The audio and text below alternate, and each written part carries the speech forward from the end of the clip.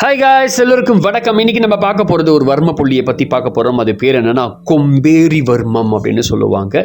ஆங்கிலத்தில் anchor Verma point and இன்னொரு பேர் என்னென்னா நேசல் வர்மா பாயிண்ட்னு சொல்லுவாங்க. சரி, இது எங்கே இருக்குது அப்படின்னா, இந்த வர்மம் சரியாக பார்க்கும்போது நம்முடைய திறந்த கால வர்மத்திலேருந்து 4 விரலுக்கு கீழே மூக்குக்கு நுனியில் உட்புகமாக இருக்குது இந்த வர்மப்புள்ளி. இது பேர் நேசல் வர்மா பாயிண்ட், கே வடங்கல் வர்மா பாயிண்ட், டெஸ்ட் அடங்கல் வர்மா பாயிண்ட்னு அழைக்கப்படுகிறது. இது எப்படி ஆக்டிவேட் பண்ணுறதுனா, நம்முடைய பக்கவாட்டில் நின்று மூக்கினுடைய இரு விரலுக்கு பெருவிரலை மட்டும் அந்த சுண்டு விரலை பயன்படுத்தி விட்டு விட்டு அந்த மூக்கு நுனிய பகுதியை விட்டு விட்டு விட்டு அழுத்தம் ஏற்படுத்தணும். நமக்கு முன்னாடி 2 விரலையும் பயன்படுத்தி மூக்குடைய நுனி பகுதியை பயன்படுத்தி வச்சு அசைக்கணும். 3, 7, 9, 11, 13, 18, 20, 30 அப்படின்ற நொடிகளில் பொறுமையாக மூமெண்ட் பண்ணணும், கிளாக் ஆன்டி கிளாக் வைஸ்.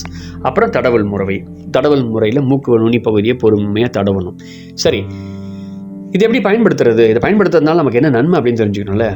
இதை நீங்கள் பண்ணுறதுனால சன்னி, மயக்கம் அதெல்லாம் சரியாயிடும்.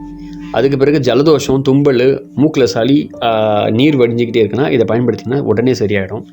அதுக்கு முக்கியமாக கால் மாத்திரை, அரை மாத்திரை தெரிஞ்சுக்கணும்ல. மூக்கில் நீர் பாயிறது, மூக்கடைப்பு, மூக்கில் ரத்தம் வடிகிறது, இதுக்கு பேர் என்ன சொல்லுவாங்கன்னா எபிஸ்டாக்கிஸ் அப்படின்னு சொல்லுவாங்க. மூக்கில் ரத்தம் வடிகிறது அது சரியாகும். மூக்கு அடைப்பு, தும்மல் சரியாகும். அரை மாத்திரை அழுத்தினீங்கன்னா ஆக்னி சக்கரம் தூண்டப்படும், ஆகாய பூதம் சீரமைக்கப்படும், ஜன்னி மயக்கெல்லாம் சரியாகும். முக்கால் மாத்திரையும் முழு மாத்திரையும் அழுத்திட்டீங்க, டேஞ்சர்.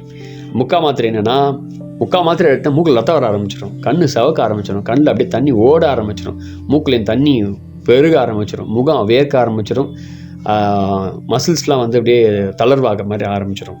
முழு மாத்திரை கொடுத்தீங்கன்னா மூக்கில் ரத்தம் வடியும், கண் சிவந்து போகும், தலை சுற்றல் ஏற்பட்டு மயக்கிழந்து விழுவீங்க, காது அப்படியே வீங்க சத்தம் கிட்ட ஆரம்பிச்சிடும்.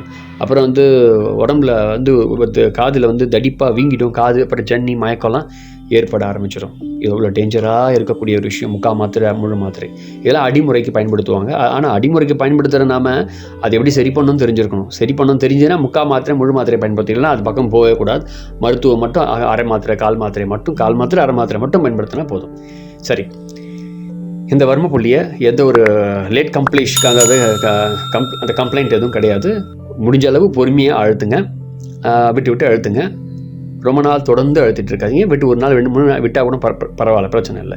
ஸோ தொடர்ந்து நம்ம பிரச்சனை முடிஞ்சோடனே ஸ்டாப் பண்ணிடணும். Thank you very much. அடுத்த பதிவில் வேறு வர்மத்தை பார்க்கலாம். பிளேலிஸ்ட்டில் இருக்கக்கூடிய வர்மா பாயிண்ட் 108 இருக்கும், அதில் எல்லாமே இதில் இருக்கும், எல்லா வர்மங்களும் இருக்கும், பாருங்கள்.